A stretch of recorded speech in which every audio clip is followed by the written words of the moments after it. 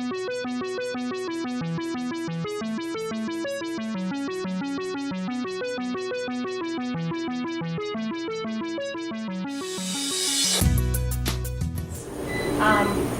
tonight it is a pleasure to welcome Dan Barry and also to open up the baseball season with Dan. Dan Barry was born in Jackson Heights, Queens and grew up in Deer Park on Long Island, where he worked as a ditch digger and a delicatessen clerk before getting a job in journalism. He is a graduate of St. Bonaventure University and New York University, and he started his journalism career at the Journal-Enquirer in Manchester, Connecticut, and the Providence Journal in Rhode Island, where he shared a George Polk Award and a Pulitzer Prize. Dan joined the New York Times in 1995 and was the About New York columnist through 2006. He has written extensively about many topics, including the World Trade Center disaster and its aftermath, and the damage to the Gulf Coast in the wake of Hurricane Katrina. Dan began the This Land column for the New York Times in January 2007. And he has traveled to all 50 states, and he's met the coroner from The Wizard of Oz, learned to bump and grind with from a mostly retired burlesque queen, and been hit in the chest by an Asian carp leaping out of the Illinois River. He has since recovered, though the condition of the carp remains unknown. While at the Times, he has been nominated as a finalist for the Pulitzer Prize twice. His many other honors include a 5th place award for feature writing from the American Bowling Congress, and the certificate misspelled his name. And most recently, many of you have probably saw the front page article in the New York Times. This was from last month, called "The Boys in the Bunkhouse." And I have it up here if anybody's interested in seeing it. Dan has written 3 books: "Pull Me Up," a memoir; "City Lights," a collection of his About New York columns; and the book that he's discussing tonight, "Bottom of the 33rd: Hope, Redemption, and Baseball's Longest Game," which received the 2012 Penn ESPN Award for Literary Sports Writing. And Dan lives with his wife, the real Maplewoodian, Mary Trinity, right here, and his 2 daughters, Nora, who's not here tonight, and Grace. So right here in Maplewood, so please help me welcome Dan Barry.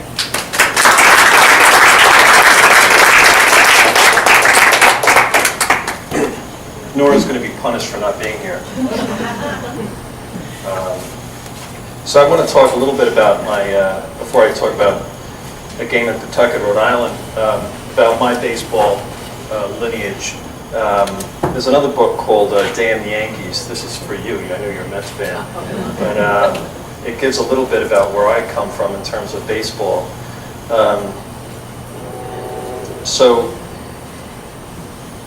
I start off by saying, in that Long Island sprawl of aspiration, my father sits in his living room chamber sipping from his beer chalice as he considers the various financial threats to his split-level castle. And meanwhile, I'm upstairs, and what I'm doing is I'm really going through these baseball cards, these actual baseball cards. And what I'm trying to do is figure out why I'm a Yankee fan. Because as in 1969, the Yankees were the worst team in baseball, pretty much. Okay, so what happens is, as many of you know, the Yankees it's like rooting for U.S. Steel, isn't it, for many, many years, for decades. And then in 1964, they lose the World Series to the St. Louis Cardinals, okay? That's when I'm 6, so I'm of baseball age now. So when I turned 7, 1965, Mickey Mantle is still there, and Whitey Ford, and Elston Howard. And I think, I've inherited royalty. And so 1965, the Yankees finished under 500 for the first time since 1925, okay? And in 1966, when now I'm 8, they finished in last place for the first time since 1912. So what this did, and meanwhile, what's happening to the New York Mets franchise is that they're not doing that well in 66, 67, but they have some up-and-coming pitching, right? They have Seaver and Kuzma and so on. And then, of course, in 1969, they win the World Series. So it sounds counterintuitive, doesn't it? But growing up as a Yankee fan, I grew up rooting for the underdog. You know what I mean? That doesn't make much sense, but And so these Yankee cards, among my entire collection, are like mugshot exhibits prepared for presentation to the court of the beleaguered. From Jake Gibbs, catcher without bat, to Walt Williams, outfielder without neck, they confirm my childhood status as underdog. Here is Bill Robinson, one would-be phenom batting 196. Here is Steve Whitaker, another batting a little better. Here is first baseman Joe Pepitone sporting his game day toupee. Here is second baseman Horace Clark, who so disliked body contact that he often failed to make the relay to first on potential double plays. Here are Roger Repose and Ruben Amaro, Andy Costco and Charlie Smith, Fred Talbot and Hal Brenneth, Frank Tepedino and Gene Michael and Joe Urbanek and Dan Tillotson and Johnny Callison and Danny Cater and Kurt Bleffrey and Jerry Kenny and Jimmy Little and Celerino Sanchez, poor Celerino Sanchez, and so many others you do not remember, probably by choice. These were my heroes. And I just want to show you one thing. I don't know why I did this. Nora created an album called Our Baseball Cards. They're not hers, they're mine. So I have 2 albums in addition to the Rockport box of baseball cards. I have, you know, the Hall of Famers. I have a couple of Mickey Mantles, but they're not worth as much as yours. You know, they're all kind of torn at the edges. But then to show my psychosis, you know, here's Exhibit A of my problems. So you see, here's Joe Grisenda. So what you used to do with a magnifying glass is you would damage these cars. I don't know why I had an issue with Rick Reichert, but I blinded him. I don't know why. And Jack Fisher, I never liked him. But anyway, so that's the background. I played a lot of baseball back in the day. I played, you know, Little League and travel teams. I played in high school. You know, I played in varsity and everything. And then I went to St. Bonaventure University, and I tried out for the baseball team. How naive was I? Okay, I go out, and the difference between my level of play and the other people was vast. And this is important for understanding bottom of the 33rd. So in researching the book, I came to realize how unbelievably hard it is to play professional baseball. So if you think about it, I dropped off after varsity baseball in high school. Then you have how many thousands of young men are playing college ball. And then how many of them are lucky enough to get to rookie league or to single A? How many are able to get to double A? And then how many are able to get to triple A? And the very, very few who play in the major leagues, even with these expanded teams we have. When this game was played in 1981, out of the millions of kids who had played at sandlots and school ball and college and all that, in 1981, in 100 or so years of professional baseball, only 18,000 people had played in the major leagues. And that means that includes, you know, everybody. Anybody who came up for a cup of coffee or had an at-bat, they're included. Only 18,000 people. That's how hard it was and is to get into baseball. So let's talk about Pawtucket, Rhode Island. I moved to Rhode Island in 1987, and you know, when you move to Rhode Island, the longest game is part of the state lore. You know, you learn about Dell's Lemonade. You know that a milkshake is called a cabinet, and you learn that the longest game in baseball history is played in Pawtucket, Rhode Island. They're very proud of that. And so I knew about it, but I have to say, even as a baseball fan, I wasn't really that interested in it. You know, it had occurred several years before I had arrived in Rhode Island. But then, about 4 years ago, I was sitting at a friend's house and waiting for him so we can go out for a beer. And there was a little children's book on the table, on the coffee table, and it was kind of a children's version of The Longest Game with like a sentence on every page and fairly crude drawings in the book. And so I picked it up, and I'm reading it, and I had this kind of epiphany of what it must have been like to be playing baseball that night. 35 degrees, 21st, 22nd, 23rd inning. It's like, and no one's watching. And I thought, I said, this is a book. No one's written a book about this, but perhaps that was for a good reason. So let's think about 1981. I know most of you weren't born then, but let's say Reagan is the president, right? People are driving AMC Pacers. Many men have mustaches that look like that W.B. Mason guy, you know, the big mustaches. And it's cold. April in Pawtucket, Rhode Island, and it's cold. And there's a baseball game that no one really cares about between the Rochester Red Wings and the Pawtucket Red Sox. And they're going to play in a ballpark, a McCoy Stadium, named after a corrupt mayor. Well, it's redundant in Rhode Island a little bit, but they're going to play in the McCoy Stadium, which was built in the 1930s and early 40s, and it was a boondoggle back then. It cost more to build this stadium that seated about 6,000 to 7,000 more than it did to build the football stadium at Notre Dame, roughly around the same time. That's because of Mayor McCoy. They built it on a swamp, that's why. And so every time they put a cement pillar, it would just sink. And in fact, there are stories about trucks disappearing in the swamp. But it was a great job creator for several years in Pawtucket, Rhode Island. So it's very cold. Rochester Red Wings are in town. It's Holy Saturday night, okay?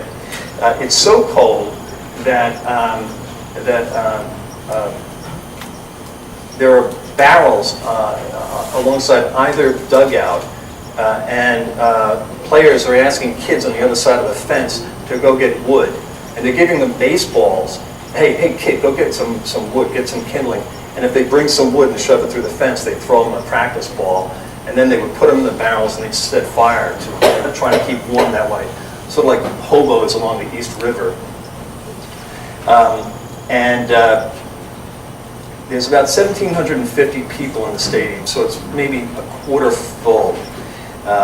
And the only ones who are caring besides these 1,750 people are some very devoted fans in Rochester, New York. Rochester Red Wings have a very, very devoted fan base. And at that time it was a franchise connected to the Baltimore Orioles. So they're listening, 1,700 people freezing the stands, and that's about it. Rhode Island, Pawtucket didn't even have a radio station to broadcast the game because really no one cared. All right?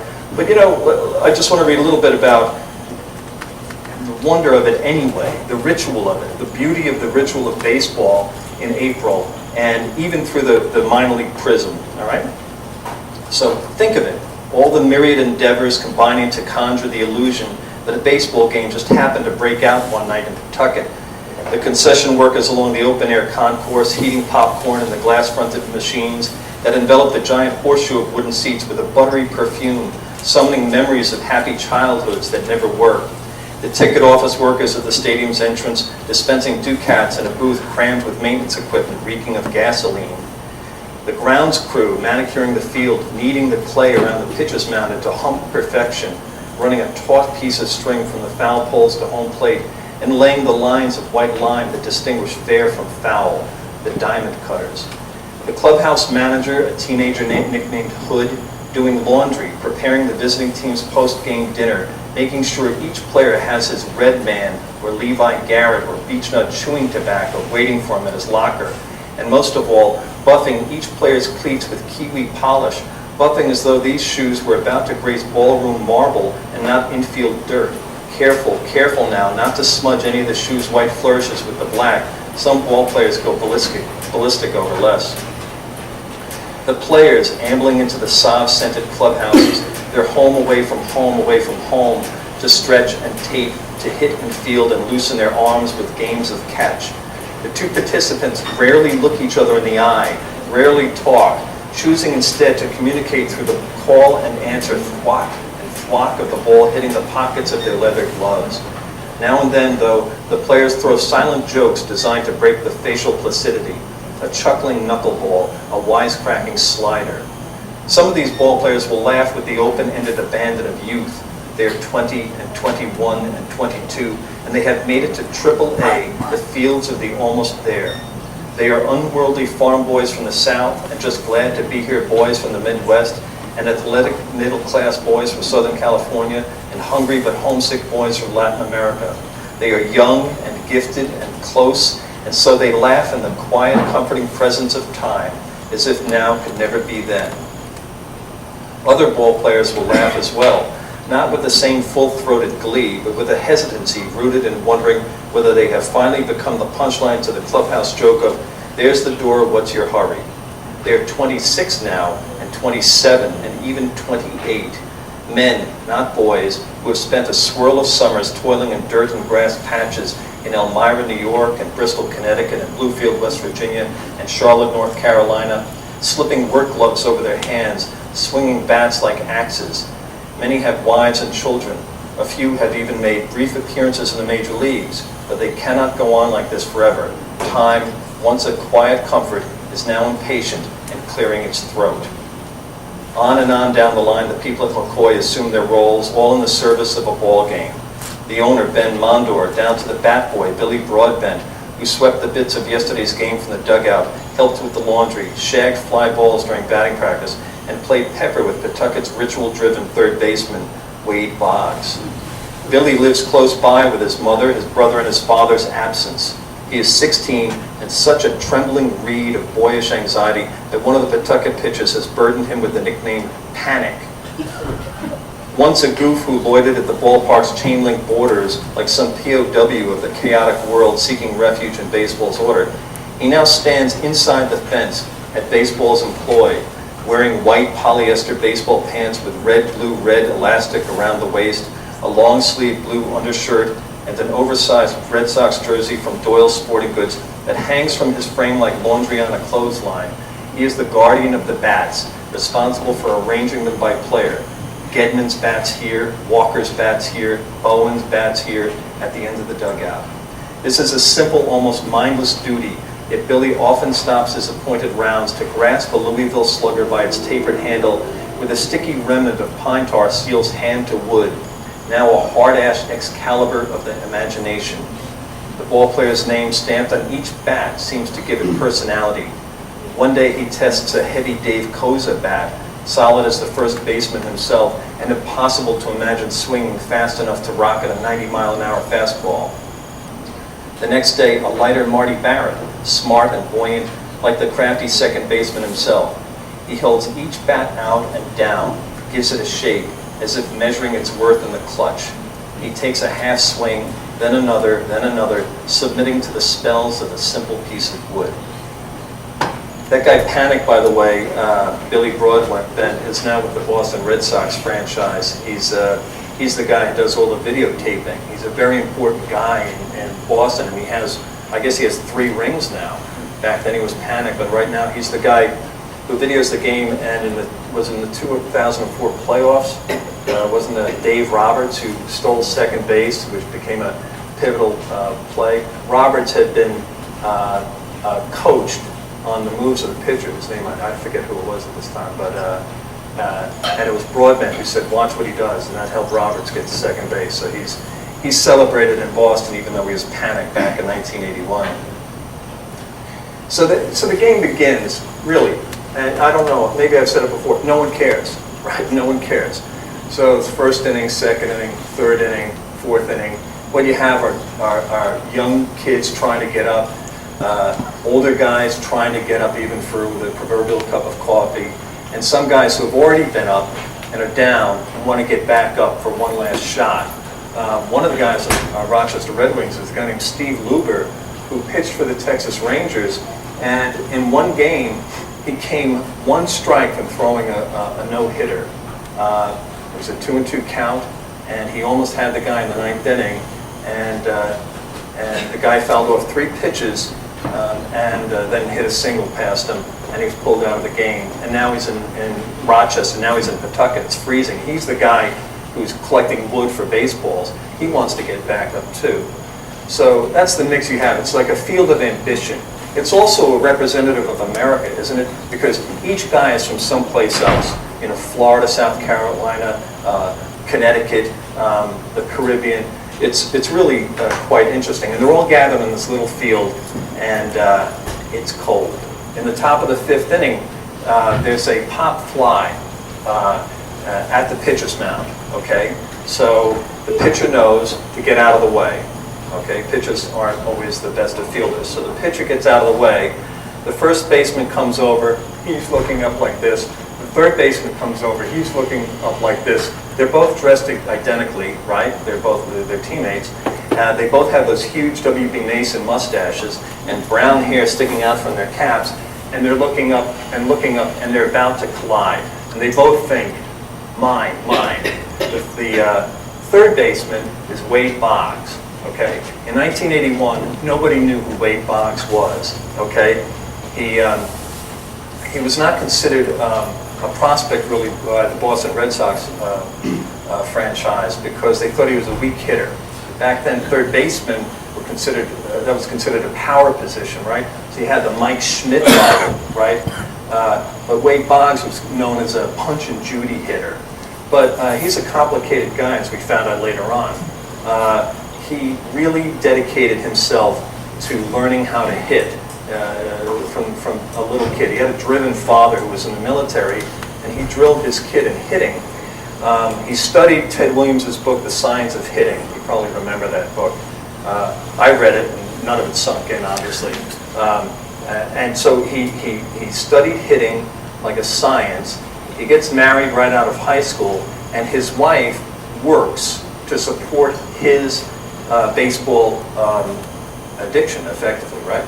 So his wife, Debbie, is working in a floral shop. She's working in a carpentry shop. She's working tarring and shingling roofs. She's also working a third shift at one point in a warehouse, all to support Wade, which is interesting because later on he becomes a notorious adulterer and embarrasses the heck out of her, but she stays with him. But that's what she did while he was trying to learn how to hit a baseball. The thing about Boggs, though, is he would come to the ballpark a full 4 hours before a game, before any of his other teammates, and he would take hundreds of grounders. He'd have a bat boy hit grounders to him, and then he would take extra hitting practice. He was always working to perfect his game. But he's a strange guy, too, okay? So he would always carve, everything was done to a time.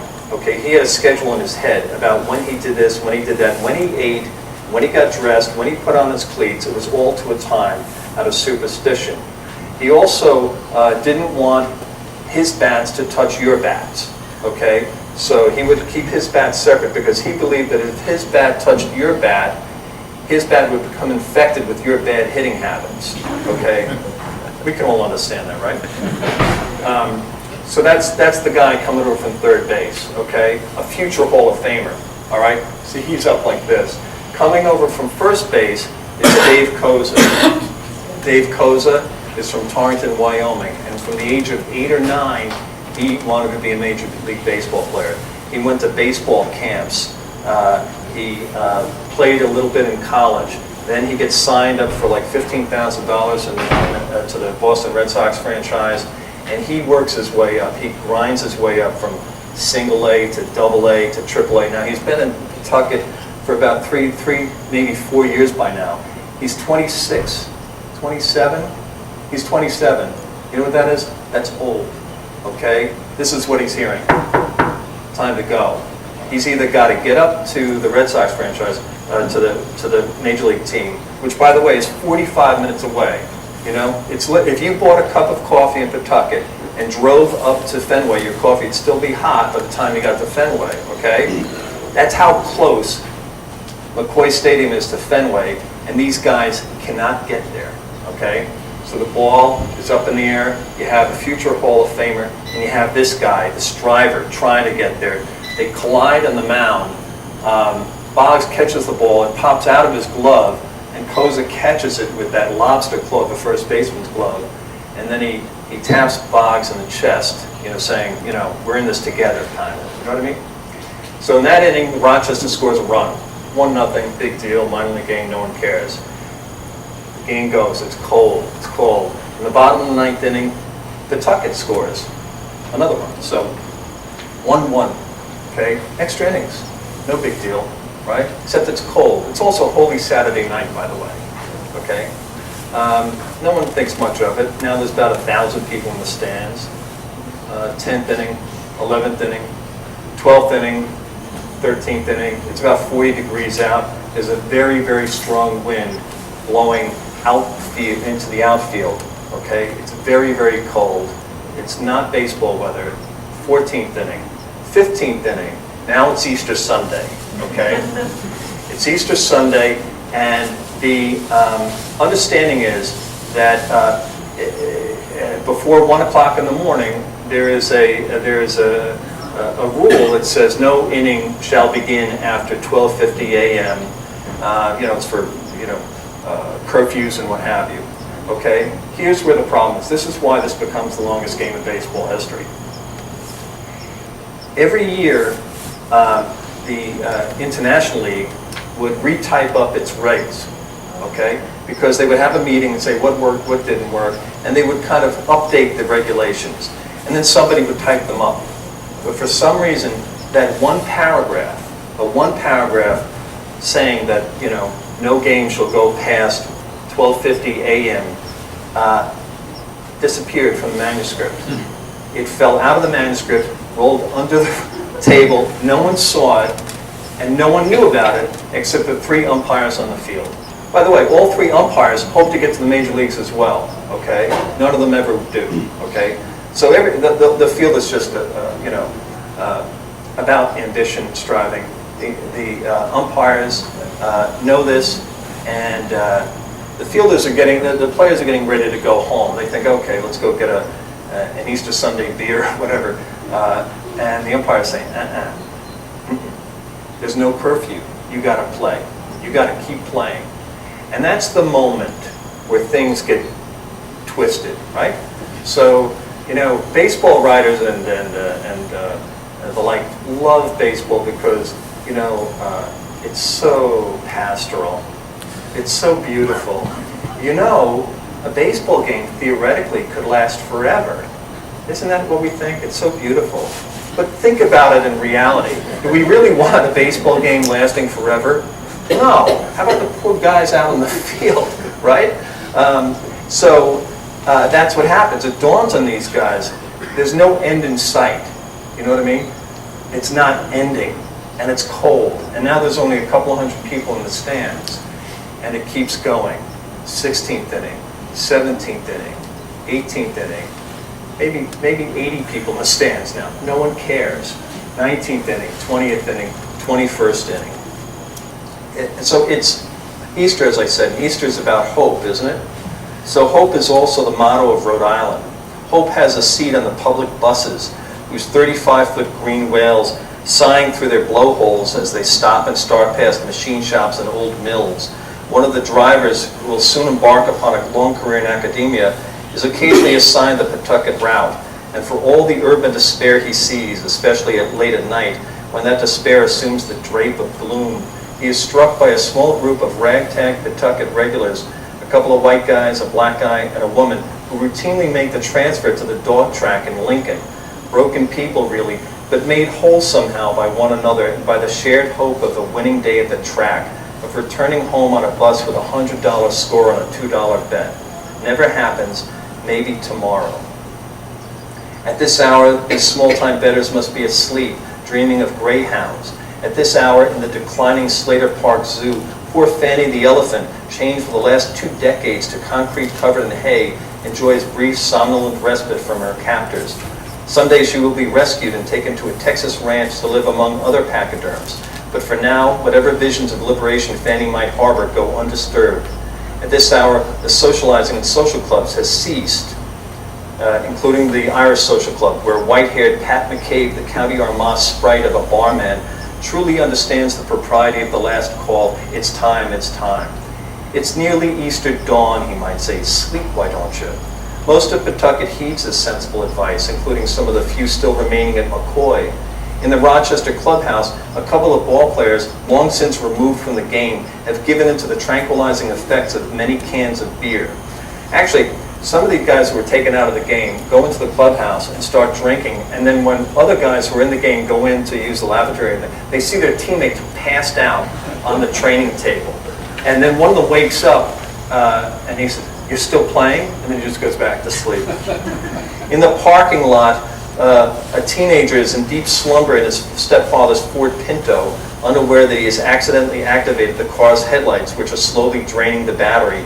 And in the owner's office, under a second-hand desk, a child sleeps, a brown-haired girl of 2, worn out from drawing in her coloring book and nestled in a bed of blankets and coats. Her name is Megan Boggs. Dad is at work playing third base for the Pawtucket team, and Mom is close by, sitting in the modest partition so grandly called the owner's box. So a child sleeps, an intoxicated ball player sleep, and the bookmakers and proprietors and residents of Pawtucket sleep, and a shackled elephant sleeps, and 400 miles away, the New York City of Rochester sleeps, though some are half dozing to the Rochester Pawtucket lullaby flowing through their radios from the creaky press box of McCoy. We're going into inning number 22 right now, says Bob Drew. His voice as soothing as a bedtime storyteller's. Williams steps in there, still looking for his first hit of the night or the day or whatever you call it. There's an attempted bunt, foul at the plate. Wait, what's that sound? That song, a lilting Irish tenor song of ire, echoing now through the radios of Rochester. It is Joe Morgan, the manager of the Pawtucket Red Sox, screaming at the home plate umpire. And because the stadium is nearly deserted, his angry ditty rises up from home plate to the press box, where it is being captured clearly by 2 small microphones. People in Rochester care about their Red Wings, and to those faithful still listening in, Joe Morgan sings an Easter Sunday hymn from which the refrain appears to be, "I don't give a." So that travels over the airwaves. Here is what brought Morgan to the point of speaking in tongues. What happens is, as a play Williams takes a swing and the ball bounces off the plate, hits Williams, and the ump says it's foul. Morgan is arguing that it's fair, that he was in fair, it's a fair ball, and he should be called out, but it doesn't happen. And then you hear the radio announcer, "Okay, Joe Morgan has just been thrown out of the ball game," Drew tells his listeners, chuckling. And I think it's because he said, "I don't give a darn," or something like that. Yeah, that Joe Morgan has been tossed here in the 22nd inning. That Joe Morgan, he's not going anywhere. So I go and visit Joe Morgan. Now he's in his early 80s, and he's sitting in his living room. And I'm not making this up. He's wearing Boston Red Sox slippers. Okay. Now after this game, he went on for several years until he finally became the manager of the Boston Red Sox. You probably know that in 1988. And there was something called the Morgan's Miracle, where they made the playoffs under his leadership. So I'm talking to him. He's sitting there with his Boston Red Sox slippers, and there's a regalia on the wall, and he says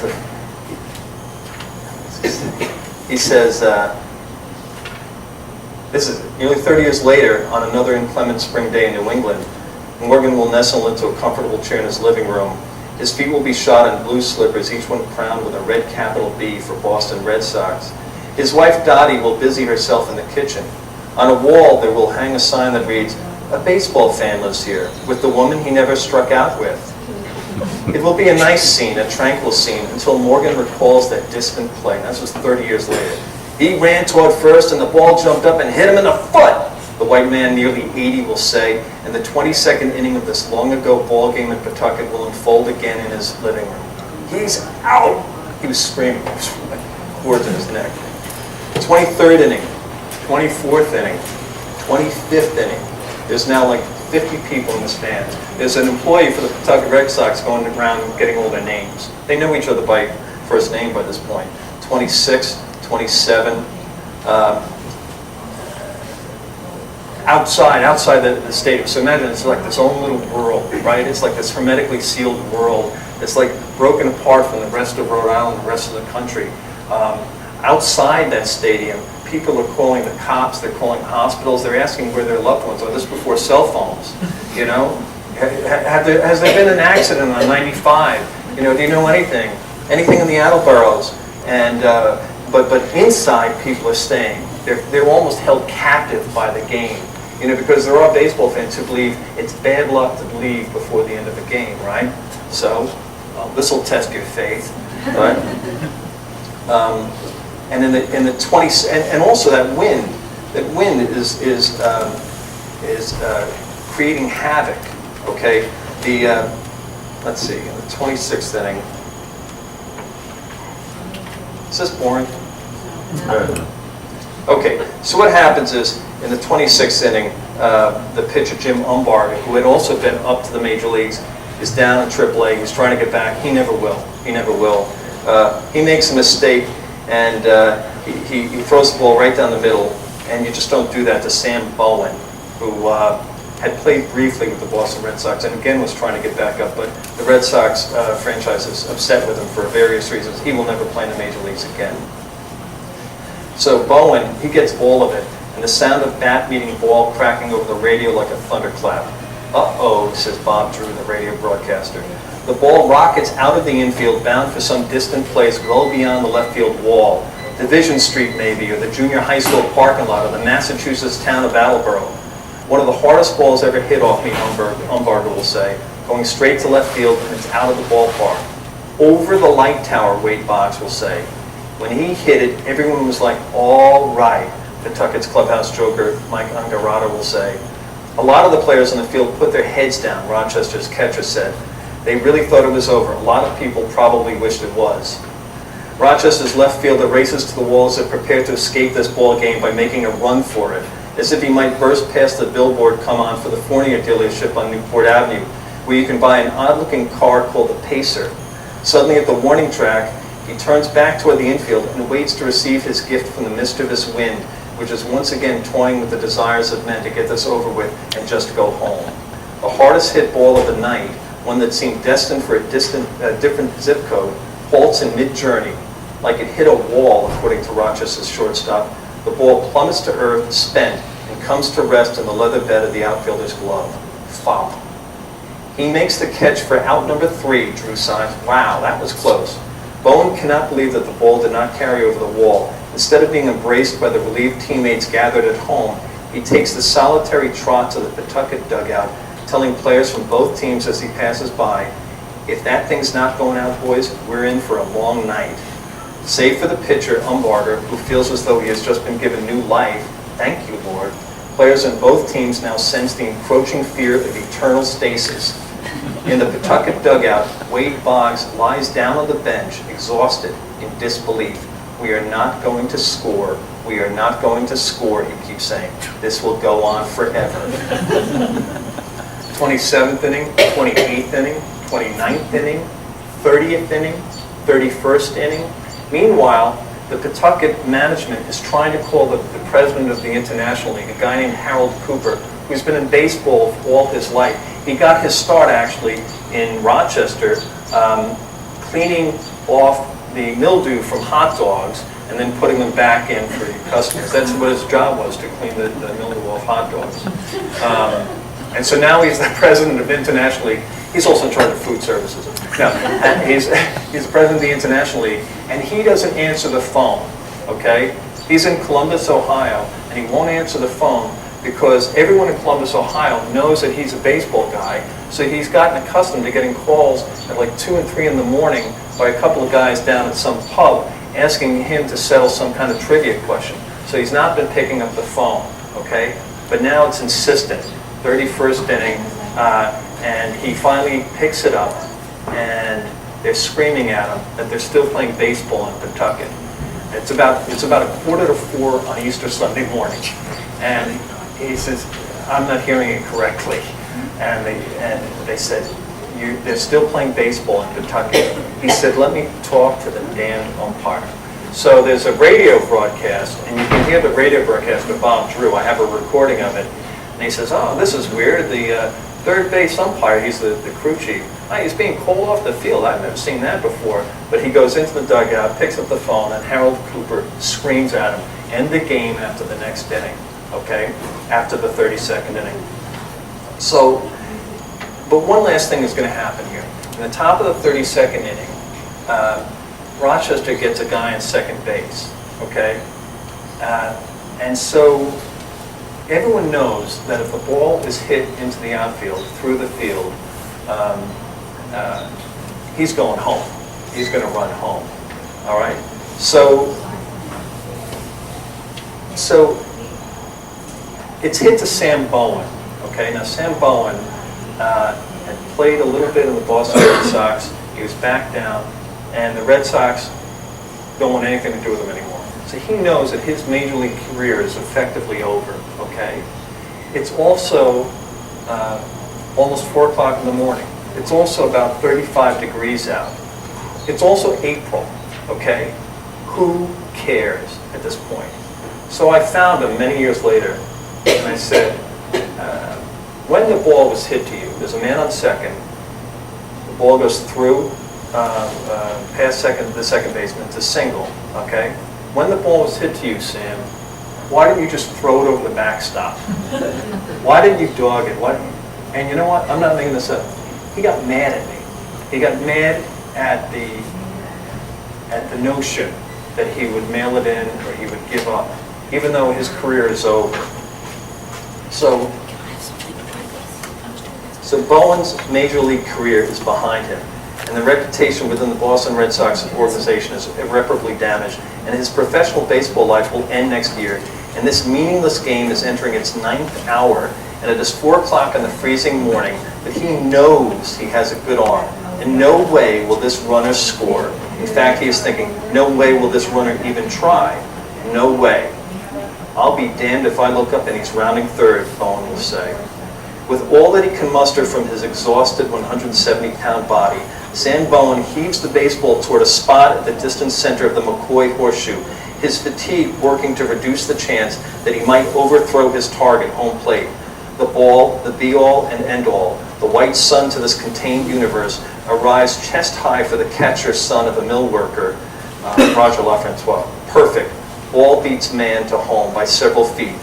Roger LaFrancois going up, tags out John Hale going down. And they're going to get him. Ah, exhales Pete Torres, while all around him, the Rhode Island rooters in the press box woo-hoo and clap in weary, joyous delirium. So they go home, and when they go home, I don't know if I should tell you what happens in this game. It happened 30 years ago. But so as the ball players are leaving the ballpark, so Harold Cooper says, end it. We'll pick it up some other time. The ball players are leaving home. It's Easter Sunday morning. They hear the birds. They're hearing the morning birds. They look, and they can see the sun rising on the horizon. You know, the horizon is aglow. And they're seeing people going to Sunday Mass. You know, it's early Sunday service, Easter services, and they're going home to resume the game. So the game is picked up 2 months later, the next time that the Rochester Red Wings are in Pawtucket. And what has happened in the interim is that Major League Baseball has gone on strike. Okay, anyone remember that? All right, yeah, that was a painful moment, right? But what this means effectively is that this game begins to grow in importance. So it's already known as the longest game in baseball history. Now, it's like the only game in the country, okay? So here come, what? Here come all the major league announcers that we know from television. Here come Japanese media. Here come, from all BBC, there are BBC reporters wandering around McCoy. What is this game? Baseball. Explain to me, you know. And the crowd, where there had been only about 20 people in the stands for the bottom of the 32nd inning, for the top of the 33rd, there are more than 6,000 people, okay? It is the only game in the country, it seems, okay? Now, Dave Koza, the first baseman, knows that he is the fourth guy up in the bottom of the 33rd, and he's been thinking about this for months, okay? So he wants to get up to the major leagues. He knows that he's the fourth guy up. If the Rochester doesn't score, he's thinking, I could win this game. And he's worrying about it for a couple of months. He and his wife talk about it in bed. So in the top of the 33rd, Rochester doesn't score, okay? In the bottom of the 33rd, it's funny just to say that, right? In the top of the 33rd, nobody scored. The bottom of the 33rd, the Pawtucket Red Sox load the bases, okay? Dave Koza, the thing he's been thinking about, is now living his dream, and he is very, very nervous. He gets up, and the thing about Dave Koza is he can't hit a curveball. The count goes 2-2, okay? The whole world is effectively watching this little spot on Pawtucket, Rhode Island. And the pitcher knows his weakness, and he throws him a curveball.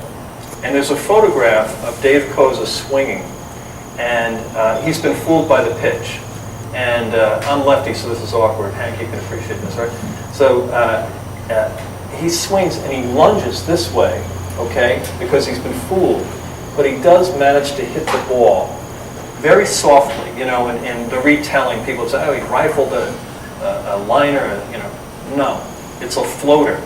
And the ball is floating over the third baseman's head. And the third baseman is Cal Ripken Jr. And Cal Ripken Jr. cannot reach it. And it just floats over Ripken's head and then plops like a kiss in the outfield grass. And Marty Barrett, who would go on to play in the World Series with the Boston Red Sox, comes running home, and Wade Boggs is there to accept a high five from him. And Dave Koza is the toast of America. The next morning, he's on Good Morning America. And anyone guess who the host was back in 1981? John Forsythe. You know who John Forsythe was? The movie actor, right? He was in a Hitchcock movie, wasn't he? Right? Was it The Trouble with Charlie? Huh? Charlie's Angels? He was also in Charlie's Angels, I think. Wasn't he? Was he the voice? Yeah, I think it was The Voice. But anyway, so here's Dave Koza the next morning being interviewed by John Forsythe on national television about what it feels like to win the longest game in baseball history. And he's the toast of America. And he thinks he's going to play in the major leagues. You know, he's batting .270, he's had 17, 18 home runs. And the September call-ups come later that year, and his name is not called. He never makes it to the major leagues. And it eats at him. It really begins to gnaw away at his sense of self. This is what he's been working for and toward since he was 8 years old. Now he thinks he's good enough to play in the major leagues. And the truth is, if it had been an expanded league back then, he would have played. He would have been, you know, a routine ball player. But back then there were fewer slots. And so, you know, 1982, he plays, never gets called up. 1983, the Pawtucket Red Sox have a new first baseman, and Dave is now a utility fielder, and this is what he's hearing. So he's 29 or 28, and he's old. He's done. But he has no plan for the future. He's a local celebrity in Pawtucket, but that doesn't extend too far. He gets a job at a restaurant managing it. He has no idea how to manage it. He begins to drink very, very heavily. His marriage breaks up. That woman that he loved and with whom he shared dreams, staying up late at night talking about what would happen if I got up in that game in the bottom of the 33rd. What would happen? He drinks so heavily that the marriage breaks up. And then that's it. Dave Koza. When I came to Rhode Island, I knew that Dave Koza was wandering around Pawtucket and that he was trouble. Then he sobered up, and he went through AA, and it really saved his life. And he worked for 20-odd years as a trucker. He was a truck driver, and he connected again with his children, and he made amends with his ex-wife. They're good friends to this day. They're not remarried, but they're good friends. And a few years ago, he and a couple of his kids, his two kids, took a ride. They drove from Pawtucket, Rhode Island to Cooperstown. And there was a long line outside Cooperstown, you know, to get in. And I think it was one of the weekends where there was going to be a Hall of Fame induction. And he went to a side door, and an usher said, "You can't come in here." And he said, "You know, I'm kind of in there." And he said, you know, there's something in there about me. And she said, "Okay, come on in." So she escorts him and his two kids in, and they go up the stairwell. He had never been to Cooperstown before. And there, as he went to the second floor, there was a little exhibit to the longest game in baseball history. And there was his picture, and there was a bat that he had signed, and his kids understood. So thanks a lot.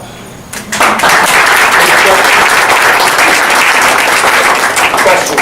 No questions about the Mets? No, Go. there's a lot of questions. Yeah, there's a lot of questions about Mets. Who's going to play first base? Okay, go ahead. You know that right now.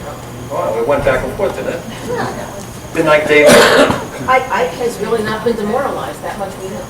Well, we call him Ike. I call him Mr. Davis. But what's your question? So how many people, started the game and were still on the field in the process? Yeah, it's a good question.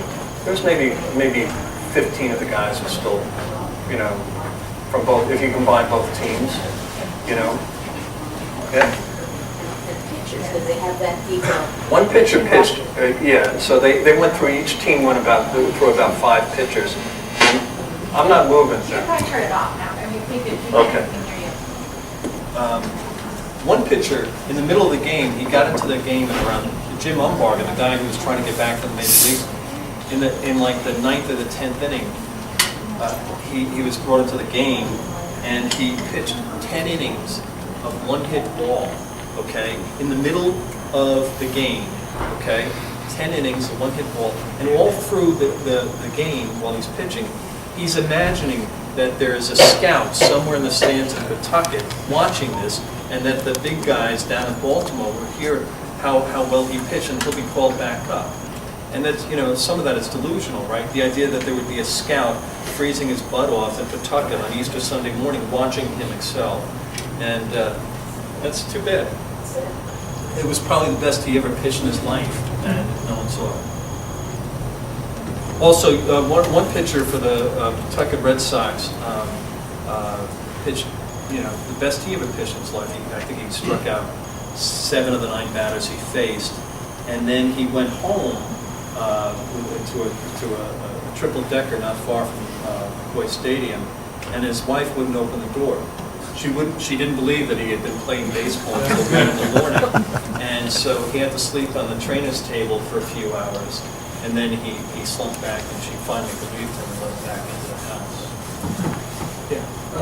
I'm looking at the box score right now, and there was the number 2 batter for Rochester, William Centerfield.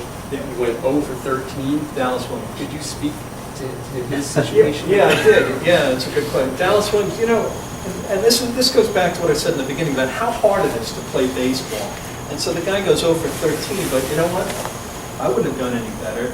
And he was from a tough neighborhood in Brooklyn, from the projects in Brooklyn, and he was a bonus baby. His family had been a gospel singing group, and at one point he had a choice of either joining the family gospel group or going to play baseball. It caused some friction. I think he went to Lincoln, which is kind of a baseball powerhouse. So he chose baseball, and so he's remembered, not for having made it to the major leagues and outmade it for a couple of, in and out for a couple of years, but for going 0 for 13. There's another guy who played, and I talked to him, and he was at peace with it, It is what it is, and, I guess he's glad that he was there at least. The guy for the Pawtucket Red Sox struck out 6 times, Russ Larrabee, and he wears that to this day. When I called him, he didn't want to talk about it so much. But he became a vacuum cleaner salesman. I read this book a couple of years or a year ago when it came out. I just like baseball books and have a lot of ties to Pawtucket. And I just thought that was a wonderful book. And I really enjoyed, you have these Hall of Famers like Wade Boggs and Cal Ripken playing, and many of those other names you're familiar with, and this guy, Dave Kozer, with this kind of heartbreaking story. Yeah. I just thought you did a wonderful job on that. Yeah. And I just wanted to share that I grew up outside Boston, and the drinking age in Massachusetts changed right at a key time. Some of my friends and I made some really ill-advised trips down to Maplewood Stadium. Got really drunk watching the Paw Sox and Dave Koza. I was not at the game on April 26, 1981. Anyway, just wanted to say I enjoyed it. Oh, thank you. McCoy, back in the 70s, it's the second most popular minor league stadium in the system. It has, it's really a well-run operation. Back in the 70s, McCoy Stadium was also the maintenance depot for the city of Pawtucket. And so that's where they would store all the sand for the roads in the winter. That's where all the broken dump trucks would be. It was a horrible, horrible place. And also, it was known for being rowdy.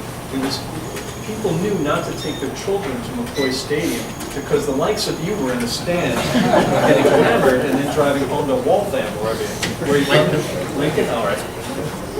Thank you. But it also talks about heroes. Who's my hero in this? Is it Wade Boggs because he made it to the Hall of Fame? Or is it Dave Koza because he almost went off the rails and got a hold of himself and then came back to be a presence in his children's lives? I think he's more heroic, in a larger context. You know what I mean? How many of the players did you actually contact? How did you make the decision who you wanted to reach out to or who you were able to? I wanted to reach out to as many as I could. There was only one ball player who didn't want to talk to me. He was the starting pitcher for the Pawtucket Red Sox, a guy named Danny Parks, who thought he could make the major leagues, and some people think he got the shaft because he didn't make the major leagues. But his bitterness is so profound that he doesn't talk about baseball to anybody. And I went to Huntsville, Alabama looking for him, but he wouldn't talk to me. But I talked to many of them, and I think most of them, particularly the ones who never made it to the major leagues, are quite proud to have participated in this game because it's their little piece of being in the Hall of Fame. You know what I mean? So they were often quite receptive to my inquiry. Cal Ripken was a little harder to get nailed down. There was a lot of negotiation to get him to talk to me, and then it was agreed he would talk to me for 15 minutes. But he wanted to talk to me much longer than that because it's like anything else. Your formative years, you tend to remember more about your grammar school years than you do about the rest of your life. And so with baseball players, they often remember the minor leagues the most because those are their formative years. And so he remembered this game like that. I mean, he was talking about pitch. He knew pitches. And he remembered there was one play in the 6th inning. He hits a ground ball. And what happens is, one other point. I can be so vivid about the game because a local television station sent a cameraman to McCoy to get some B-roll for the 11 o'clock news, so that they could say, oh, in Pawtucket tonight, the Paw Sox, lost, whatever. So they had this B-roll, but because the game never ended, the B-roll was never shown, but I got my hands on it, and it's from the 3rd to the 5th or 6th inning. And so you see certain things. So you see Boggs and Koza colliding. But what you also see is Cal Ripken, before anyone really knows who he is outside the Baltimore organization, he hits a ground ball to third base, and the camera shows him running. It doesn't show the ball. It shows him running around first. He's thrown out, okay? This is in the 6th inning in April in 1981. He rounds first base, and he slams his helmet down, okay?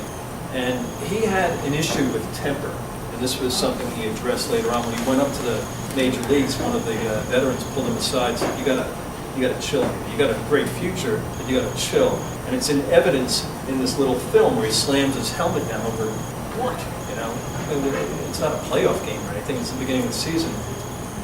So I mentioned it to him. I said, hey, Cal, you got a temper. I framed it a little differently. But I asked him about that play, and he said, well, you know what, I thought I hit the ball. I remember it vividly. I hit it, and Boggs made a nice play, but I thought I had beat it out. And I said, this guy's been in the World Series. He's like in the Hall of Fame. He's been in, he holds the record for most consecutive games. And he remembers his ground ball from 1981. And that's what it's like. Did they change the rule, by the way, in the International League next year? Oh, yeah, they addressed it. Yeah, they addressed it. Any other questions? No? The 9-hour radio broadcast, I also have that. did you listen Yeah. to that entire? You Yeah. must have. I mean, you I wrote the did, whole book. yeah. That was painful listening to it. But part of the recording that is extant is from his girlfriend, soon to be his wife, and what he used to do is he used to have her record the game off the radio so that he could assess how he had done, okay? So she was recording it, and then she ran out of tape because the thing was going too long, and she only had one other tape, and it had been given to her as a gift. Remember, can you even remember cassette tapes and everything, you know? And on the tape was the greatest hits of Elvis, and it was a gift from her sister to her, and she had to record it. So when you listen to it, you can hear the faint sounds of Elvis in the background. So, yes, you, the young man. Yeah, I do understand that you work for the New York Times and you are probably very busy, but do we have any future projects on the table?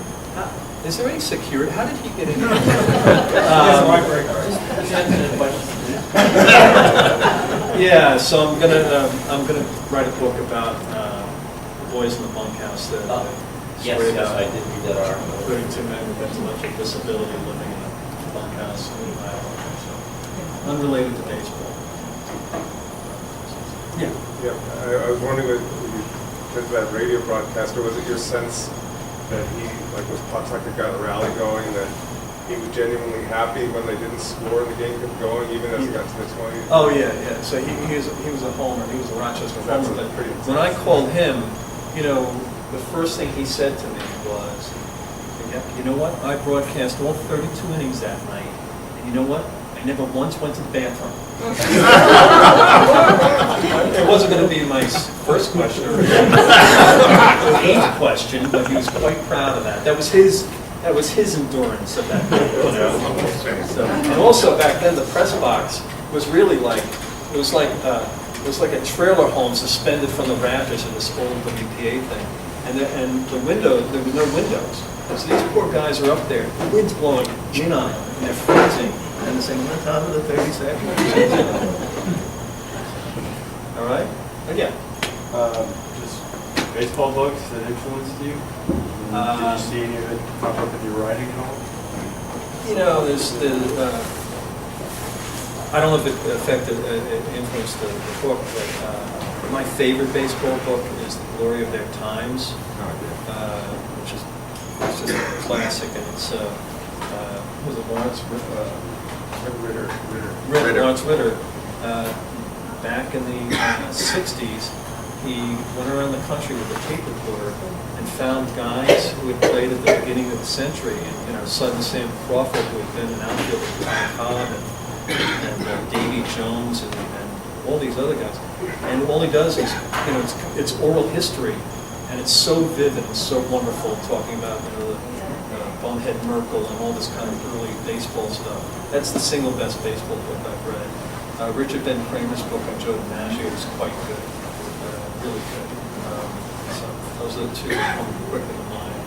I still have The Baseball Life of Mickey Mantle, but none of it is true. You know? And also that Jane Levy book on The Lost Boy? The Lost Boy, that's a very, very good book on Mickey Mantle. All right? Yeah. There's that, it's been a little while since I read the book, so I'm a little foggy on the details. There's one picture of kind of flaky Danish. Win Remerswal. So, Win Remerswal. So Win Remerswal grew up in Holland, and so I think he may have been the first Dutch-born player in the major leagues. Bert Blyleven actually is also Dutch-born, but I think there's a difference. But anyway, Remerswal grew up in a country where baseball was, played a little bit, but the major game was soccer, I think, right? And so he looked at baseball as a hobby. He didn't have it as a passion the way Koza did. You know what I mean? It wasn't his national pastime. He thought it was a lark. And he was this tall, lanky guy who smoked a lot of pot and drank a lot of beer, and he just had the ability to throw really wicked curveballs and had a very good fastball. But he didn't believe in anything. He didn't believe in any American laws. He thought he was basically a citizen of the world. And so when he came to Pawtucket, he had a broken down car, and he just wrote a couple of numbers on a piece of cardboard. And that was his license plate, and he didn't care. And whenever the car pulled up, you'd see these Heineken bottles rolling up to the front. And so he gets called up to the Boston Red Sox. He's pitching for the Pawtucket Red Sox, and he gets called up to Boston, which is like a live stream for for Dave Coase and others. And so they sent a Pawtucket official to find him. They couldn't find him. They went to every bar in Pawtucket, and they couldn't find him. And they finally found him. He says he went into his room, and he just saw this thin leg sticking out from under the blanket, and he roused him. He said, "Win, they want you in Boston."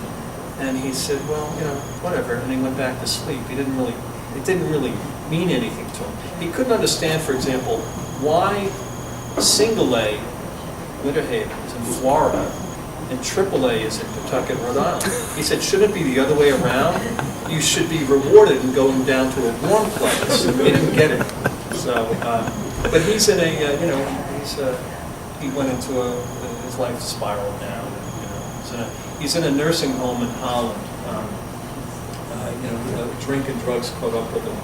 He's in a nursing home in Holland, but he has behind his bed, taped to the wall, the team photograph of the Pawtucket Red Sox and his baseball card. And every once in a while, he'll say things. You just see him in the day room of a nursing home, and he says things like, "I pitched in front of millions. I pitched in front of millions." And most people have no idea what he's talking about, but he did. You know what I mean? That's difficult. Koza, to me, is the Win Remiswald. He was kind of a minor character in the book, but it's just strange side thing. Yeah, a lot of strange side. Did you go to Holland to see him? No, but I talked to a Dutch filmmaker, journalist, who had interviewed him, and then he sent me the videotape. I couldn't understand what was being said, but I could see Win Remiswald. I took several years of Dutch so I could learn what it was. Anything else? Well, thanks a lot. I know it's a miserable